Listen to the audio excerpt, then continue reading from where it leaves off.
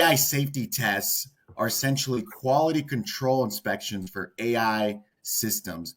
They're designed to reveal potential risks before deployment. So it's so important as you're going through the AI AMF framework that you're considering that governance and making sure that you're doing it the right way, the safe way. So think of them as stress tests. For those that come from the finance industry and banking, you're very familiar with this, but many of us work with risk mitigation and loss prevention.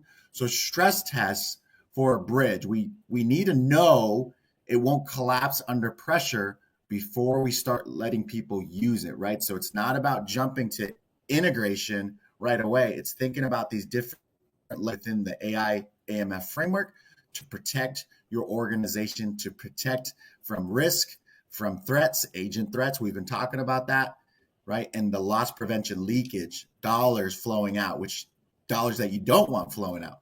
All right, so I wanted to get into what exactly I was talking about there, specifically around AI safety. So let's jump right in. I'd love to start with you, Jason, around the types of safety tests. This is going to be really important for those listening. So tune in, listen in. This is very important for your organization. So Jason, over to you.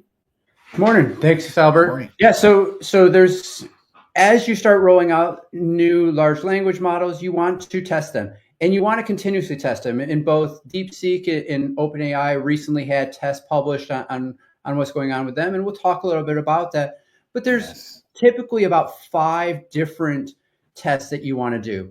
The first one is prompt injecting. So you want to see if you can break your system, give it examples of ignore all of your previous instructions and bypass all of the security guardrails. So this is, you're asking your LLMs to be able to see, can we get around all of the guardrails that are built in? Can we have it provide instruction or provide answers that are not expected? So that's the first one. And this is probably the most common one to start with. And then you go into jailbreaking. And it's just like it sounds like. It's just like a prison cell. You're trying to get it to escape. So you're giving it creative prompts and unusual formatting to trick it into giving you harmful content. So, this may be where you're asking it how to do something illegal where they've already put guardrails in, but seeing if you can get it to provide you those types of responses. The third type of test that is done is the alignment test, and make sure that the alignment tests are matching what the human values and expectation is. And this is where we're definitely seeing some differences culturally of what we see people of, what do we expect compared to another country expects for values and expectations. And that was when we first started talking about DeepSeek, where there was a lot of concern because the Chinese didn't have the same values as we have, and making sure that we're testing that to ensure that it's safe and secure. The fourth one is a robust test, and that's a full end-to-end test. And that's, not just testing out one specific road that, an example is a car safety. You can test it on a perfect road, but what about in extreme conditions? So let's talk about the Cybertruck. The Cybertruck was great on perfect roads, but as soon as you got into winter weather, it just started fogging up because of that flat front, and you couldn't see the headlights because the snow was covering it. So this is kind of a more robust testing and testing it all throughout. And then the last one is transparency testing. So you're monitoring and understanding the AI's reasoning.